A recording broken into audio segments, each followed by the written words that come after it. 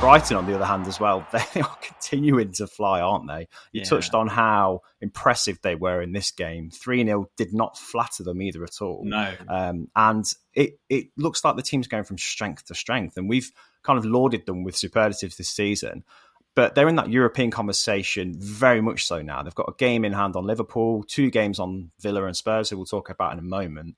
So what are their hopes now? And I know as a Villa fan, you'll be thinking, damn it, they should have lost this game to keep Villa's hopes alive of finishing higher. But they truly deserve to be exactly where they are, don't they? Yeah, it's hard to remain neutral on this. I'll try to. It is really frustrating as a Villa fan when I looked at the table and we were above Brighton. And even though they got 3 games in hand, I think those 3 games were Arsenal, Newcastle and City. And you could see them potentially getting no points from that. And then they've gone and beaten Arsenal at the Emirates, which is just, it's a phenomenal achievement. And like you say, it's not a flattering result. This is a side that, while we were recording our last podcast, they were in the middle of losing 5-1 to Everton. Yeah. And then they turned up to this game, clearly with a point to prove. They're such a funny team, Brighton, but that squad should be unpredictable. There's a lot of players there that haven't got a great deal of Premier League experience. They're unknown to a lot of people in the footballing world, and yet they continue to make a name for themselves, and they find themselves in the European places, rightfully so. They're a better team than Tottenham. They've been more consistent than Villa across their whole season.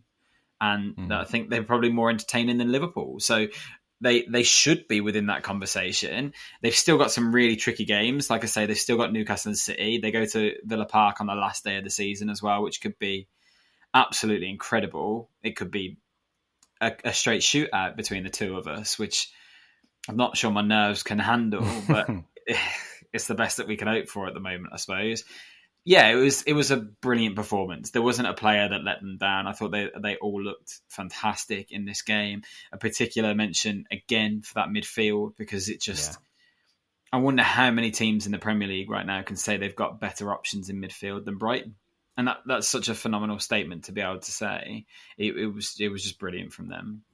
Well, Roberto De Zerbi was pretty bullish after the game in terms of what their prospects still are for this season. He said Europa League's not enough as well. I think he's looking, the top four's realistic. They've got to play Newcastle, which would be a blockbuster game that I can definitely see them taking control of. You know, in such good form, you wouldn't put anything past them. De Zerbi's definitely outshone what anyone would have expected of him at this stage. We already knew that he was a great manager. He's had some pretty successful spells in the past, particularly at Sassuolo, but did anyone expect Brighton to be where they are now, realistically?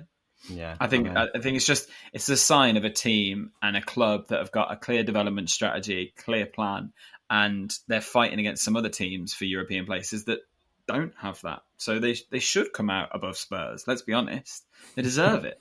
I don't know. It's a great season for Brighton. Whatever happens, even if somehow they just miss out and finish 8th, their fans will be so gutted. But and another one that could reflect back and go, what an amazing season. It's incredible to think that De Zerbi has only been there as long as he has. Whether he remain at the club beyond next season is anyone's guess, but I honestly think he's in a place where he's happy now because his talent's being recognised on a stage and a platform that is shown globally. And I think Unai Emery is in the same position with Villa as well. I think he has struggled to find a club that fits him, and Villa is that club now, which we'll move on to now. They beat Tottenham 2-1. I mean, it shouldn't have been 2-1, really. It should have been more than the 2 for Villa and shouldn't have been 1 for Tottenham, arguably. But what a statement result in their pursuit of European football. And I think a real sign of where both clubs are. There are identical records in the Premier League, with goal difference being the exception. But they've not had identical seasons by any stretch, have they? No, it's so funny because we said for ages that Spurs were almost in like a make-believe league position, that every time you looked at the table, you expected to see Spurs where Chelsea are, and actually they were 4th. So it's about time that they kind of dropped after the season that they've had. And I was just overwhelmed by how good Villa were at times in this game.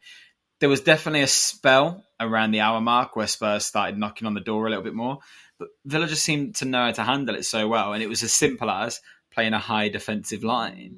Like, Spurs just kept falling for an offside trap. It was ridiculous.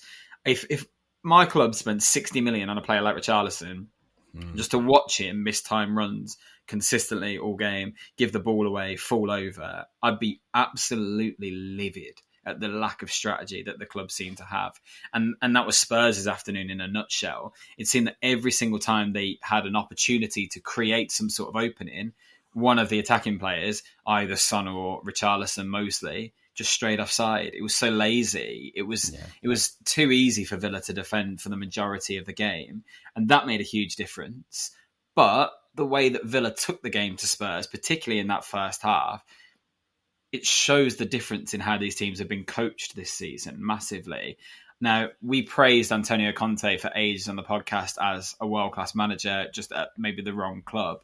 And then since he's gone, we've seen no improvement. Definitely not. And I don't really know what Spurs expected. Villa are a team that are well organised, well drilled. They've got a plan. They've got a system that they want to fit into. And Spurs just seem to walk around them. They didn't have a clue how to manage it. And particularly in Villa's midfield, it was so good. I think Emery's so good at not just finding the right balance, but it's situational, depending on the opposition as well. He plays the right midfield balance really, really well. Kind of important to sort of state how important midfield balance is for all the teams that are performing well this season. Villa are no exception, and I think that's, for me, the biggest contrast between the two teams is that engine room.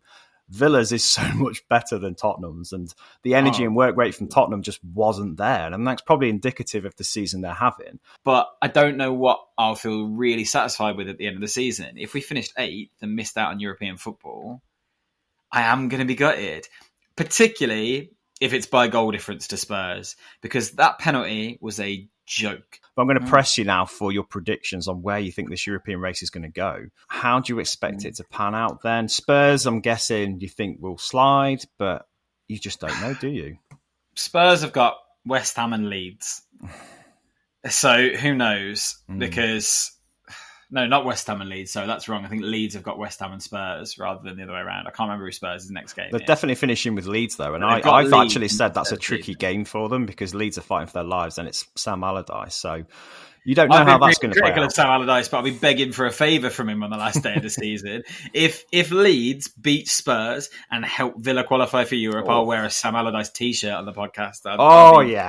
I'll be very ready to support him. No, it's tough. Villa's next 2 games are Liverpool and Brighton. So it's kind of in our hands to a degree.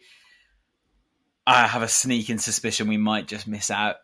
I really want us to be able to drag Spurs into it, but those 2 games that Villa have got, are Villa going to get, how many points are we going to get from Liverpool and Brighton? It's really hard. That last game of the season, it's all or nothing. If we can beat Brighton on that game, then I think we'll clinch it and we'll overtake Spurs. But I was kind of hoping we were going to overtake them this weekend, really. If we'd picked up a point even against Wolves, we were sorted. It's so frustrating. But yeah, let me be optimistic. Yeah, we'll finish 7th, Spurs finish 8th.